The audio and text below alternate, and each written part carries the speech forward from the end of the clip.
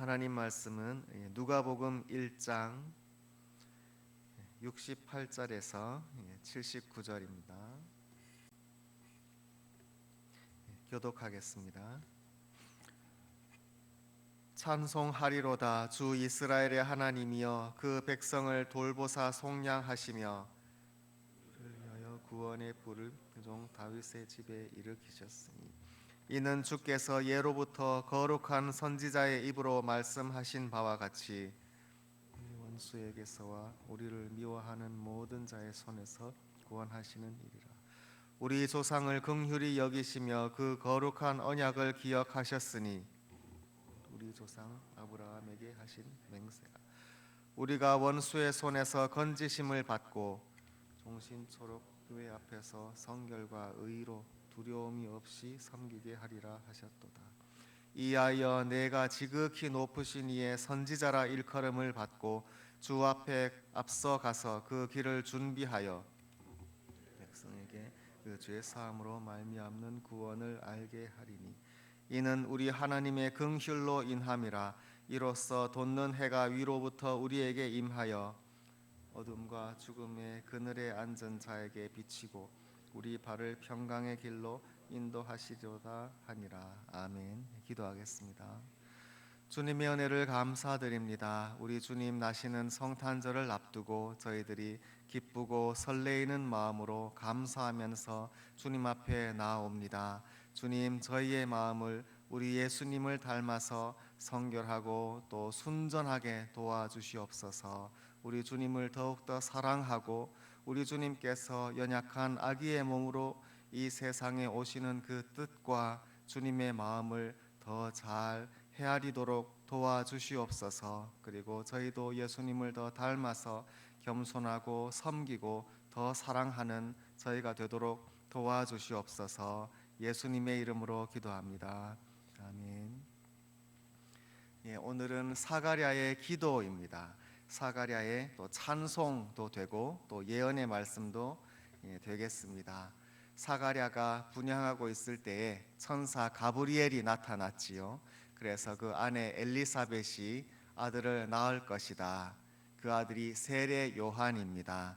그런데 사가랴는 나와 아내가 늙었으니 어찌 이런 일이 있으리요 하면서 얼른 믿지 않았습니다. 그랬더니 천사가 하는 말이, 내가 그 아이를 낳을 때까지 말을 하지 못할 것이다. 그래서 그 아내 엘리사벳이 세례 요한을 잉태하고 있던 그 약 9개월 동안 말을 하지 못했습니다. 그 동안에 아내 엘리사벳은 배가 점점 불러왔겠지요. 그리고 약 6개월 되었을 때에 친족인 마리아가 방문했습니다. 마리아는 이미 성령으로 잉태하여서 그 뱃속에 아기 예수님을 가지고 있었습니다. 이 두 어머니 마리아와 또 엘리사벳이 함께 만나서 다 성령으로 충만했습니다. 그래서 하나님께서 하신 큰 일을 기뻐하면서 또 하나님의 구원을 또 서로 이야기하는 그 광경을 사가랴도 아마 보았겠지요. 보면서 말은 못했지만 그 마음이 얼마나 감격했을지 짐작을 하게 됩니다. 하나님께서 먼저 자기 자신과 아내 엘리사벳에게 큰 일을 하셔서 아이를 잉태하게 하셨고, 그뿐 아니라 하나님의 말씀을 확증하시듯이 마리아를 보내셔서 하나님의 기적으로 성령으로 잉태된 그 아기, 메시아가 될 그 아기의 어머니를 그 집에서 만나면서 하나님께서 이와 같이 큰 일을 지금 하고 계신다 하는 것을 확실히 알게 되었습니다. 그런데 말을 못했지요. 그러니 찬양도 못하고 기뻐하지도 못하고 그저 속으로만 깊이 생각했을 것입니다. 마침내 아들이 태어났습니다. 주위 사람들은 그 이름을 뭐로 할까요? 이러는데 사가랴는 천사가 준 이름을 알고 있었습니다. 그리고 아내에게도 이야기를 했지요. 그래서 서판을 가져와라. 그래서 이름을 썼습니다. 아이의 이름은 요한이다. 사람들이 다 놀랐습니다. 그러자 마침내 사가랴의 입술이 풀렸습니다. 말을 하게 되었습니다. 9개월 만에 말을 하게 되었을 때 첫 마디가 무엇이었겠습니까? 68절의 말씀을 보면 찬송하리로다 이렇게 되어 있습니다. 말을 그동안 쭉 못하다가 마침내 하나님이 입술을 틔워주셔서 다시 말을 하게 되었어요. 그 첫 마디가 찬송하리로다입니다. 그동안 얼마나 찬송하고 싶었습니까? 마음속으로는 많이 했겠지요. 그러나 입술로는 못했는데 드디어 말하게 되었을 때 찬송하리로다 이렇게 첫 마디를 외쳤습니다. 우리도 그럴 것 같습니다. 지금 이 세상에서 사는 삶이 육신의 삶이죠. 그리고 꿈 같은 세상이다 그런 말도 하고요. 지금 이 세상 육신의 삶은 참된 삶이 아니고 우리 주님 앞에서 영생이 우리의 참된 삶인데 주님 앞에 비로소 오랫동안 기다리던 주님을 마침내 배울 때에 우리의 첫 마디가 아마 이와 같지 않을까 생각을 해보게 됩니다. 그렇지 않겠습니까? 우리가 이 세상에서 물론 찬송하고 기도하지만 이 세상에서는 완전하지 않고 또 죄와 또 유혹 가운데 늘 있어서 우리들이 주님 안에서 고난 가운데에 주님께 찬송한다면 주님을 비로소 만나 배웠고 그 영광 가운데에 온전한 주님의 나라에서는 우리의 첫 마디가 완전히 확실한 찬송하리로다 이 말이 딱 나오면 얼마나 좋겠습니까? 사실 다른 말이 나오지도 않을 것 같습니다. 실제로 주님을 눈으로 배웠고 주님의 그 큰 영광과 주님의 그 은혜를 나의 영혼 깊숙이 느끼게 된다면 찬송하리로다 이 말이 당연히 처음에 나오겠지요. 우리들도 이와 같은 은혜를 그날을 바라면서 지금 이 세상을 계속 믿음으로 살아야겠습니다. 찬송하리로다 주 이스라엘의 하나님이여 라고 고백했습니다. 신약 성경에서 이스라엘이라는 단어는 특별합니다. 구약에서는요 특별히 그 왕국 시대에는 이스라엘은 북왕국이지요. 그래서 다윗 왕가를 떠나서 열 지파가 다른 나라를 세운 것이 이스라엘이고요.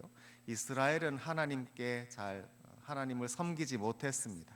이스라엘의 왕들 가운데는 선한 왕이 없었고 예루살렘으로 내려오는 것이 아니라 자기들의 우상을 섬겼고 이스라엘은 그래서 좀 하나님을 떠난 백성이 되었어요.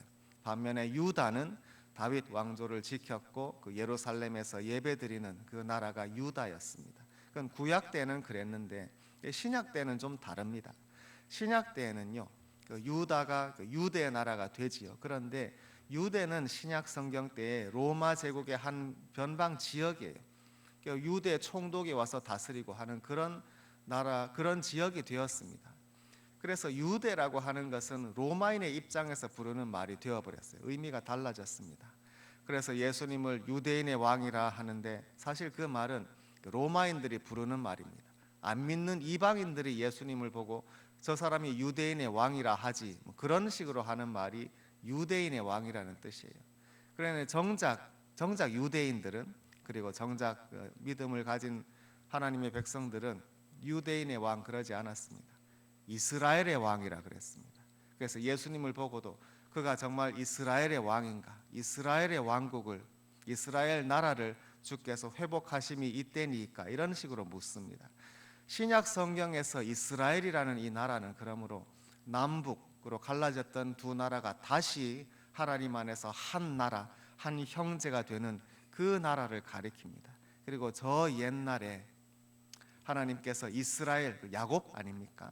야곱에게 주셨던 그 언약을 다시 회복시키는, 그래서 온 12지파가 다시 하나가 되고 하나님이 다시 구원 주시는 그 나라를 이스라엘이라 부르는 것입니다. 그 의미가 완전히 다릅니다. 그 의미입니다. 사가랴가 주 이스라엘의 하나님이여 부를 때에는 그 원래 이스라엘 야곱이죠. 야곱의 하나님, 그리고 야곱의 12지파, 그러므로 하나님의 모든 백성이 빠짐없이 그죠? 다 하나님께로 돌아와서 주님을 섬기도록 주님께서 구원해 주시는 그 하나님의 나라, 그 백성이 이스라엘이다. 그 이스라엘의 하나님이여라고 부르고 있는 것입니다.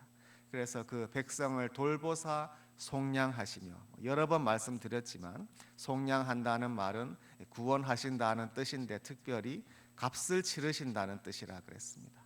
값을 주시고 다시 되찾아오시는 것을 속량한다 그럽니다. 하나님께서 값없이가 아니라 바로 우리 주님 자신의 아들 우리 예수님의 보혈을 값으로 치르시고 우리들을 값으로 사신 것입니다. 그러므로 저와 여러분이 속량된 것이지요. 주님께서 그의 백성을 속량하셨습니다. 그 다음에 69절입니다. 우리를 위하여 구원의 뿔을 그 종 다윗의 집에 일으키셨으니, 다윗의 집, 다윗 언약이 다시 나옵니다. 사가랴 자신은 제사장이니까 레위 지파겠지요. 그런데 다윗의 왕가가 회복될 것입니다. 다윗 왕조는 저 옛날 바벨론 포로기에 끊어졌습니다. 400년이 지났습니다. 지금 400년 동안 끊어진 왕조가 다시 이어질 거다, 그렇게 생각하는 백성은 이 세상에 달리는 없습니다. 그러나 하나님이 약속하신 다윗 언약이 있는 거로, 그죠? 주님께서는 이 세상의 악함 때문에 그리고 죄 때문에 끊어져 있었던 이 다윗의 왕조를 다시 일으키실 것입니다. 그리고 그 구원의 뿔을, 성경에서 뿔은 능력을 의미하죠. 하나님께서 다시금 다윗 왕에게 허락하셨던 이 언약을 기억하셔서 다시금 그 왕조, 그 나라, 다윗의 나라 그 보좌를 회복하실 것입니다. 주님께서 약속하신 대로 이루실 것이고, 70절에 이것은 주께서 예로부터 거룩한 선지자의 입으로 말씀하신 바와 같습니다. 선지자를 통해서 약속하신, 그런데 선지자도 지금 끊어졌거든요. 약 400년 동안 말라기 이후로 선지자가 없었습니다. 주님의 이름으로 주님의 말씀으로 전하는 예언자가 없었는데 다시금 이제 주님의 예언자들이 그 예언이 실현되고 완전히 주님께서 이루시는 것입니다. 예언이 이루어지는 그 날이 왔다. 주님께서 선지자를 통해서 약속하신 그 모든 말씀이 이루어지는 때가 왔다 하는 것을 이 갓난아기 세례 요한을 보면서 고백하는 것입니다. 하나님께서 다시 역사하신다는 그 증거가 이 아이인 거예요. 세례 요한의 탄생, 그리고 무엇보다 예수님의 탄생, 이 두 아기의 탄생이 우리 하나님께서 주신 약속이 성취된다는 것을 증거하게 됩니다. 71절, 우리 원수에게서와 우리를 미워하는 모든 자의 손에서 구원하신다. 지금 유대인들 그리고 이스라엘 백성이 많은 미움을 받고 있습니다. 계속 그랬습니다. 여러 나라들로부터, 그죠? 바벨론, 페르시아, 그리스, 지금은 로마 시대까지 다 미워합니다. 사실 그 이후도 그렇고 지금까지도 사실은 그렇습니다. 왜 그러느냐? 그 당시에 다른 모든 민족들은 로마 제국에 다 넘어가서 로마를 따르고 로마식으로 또 로마 신들에게 제사 드리고 이러는데, 유독 이 하나님의 백성들은 그대로 따르지 않고 자기들의 하나님, 그들의 말씀, 그들 조상의 신앙, 그걸 지키고 있으니까 미움을 받게 된 것입니다. 그 로마 제국에 동화되지 않고 오로지 자기들의 율법과 또 그들의 또 안식일과 그들의 예배드리는 그 모든 법도를 끝까지 지키고 있으니까 미움을 받았습니다. 그런데 그 가운데에서 하나님이 구원을 언제 구원해 주시겠습니까? 주님 언제 우리들이 자유롭게 주님께 예배드리도록 우리를 구원하시겠습니까? 하고 간절히 기다렸는데 마침내 그 때가 온 것입니다. 72절, 우리 조상을 긍휼히 여기시며 그 거룩한 언약을 기억하셨으니, 주님께서 기억하셨습니다. 지금 400년 500년이 지났어도 주님은 절대 잊어버리지 않으십니다. 주님께서 약속하셨습니다. 거룩한 언약이라 주님의 약속은 반드시 지켜집니다. 주님께서 우리에게 주시는 약속도요, 우리가 예수님을 믿고 주님을 구주로 섬기고 부활을 믿으면 우리들을 구원하신다. 지금 완전히 이루어진 것은 아닙니다. 우리들은 그 날을 향해서 믿음으로 갑니다. 그러나 우리들은 의심하지 않고요, 두려워하지 않습니다. 혹시 내가 이 구원 못 받으면 어떡하나, 그렇게 두려워하지 않습니다. 왜냐하면 그건 하나님의 약속이기 때문에 그렇습니다.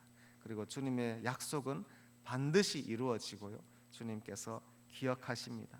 그 다음 73절에는 맹세라는 단어가 나옵니다. 맹세, 여러분 잘 아시는 대로 하나님이 아브라함에게 맹세하셨지요.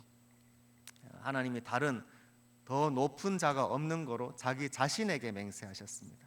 내가 나를 두고 하나님의 그 거룩하신 이름을 두고 맹세하셨으니 그보다 더 강한 맹세가 어디에 있겠습니까?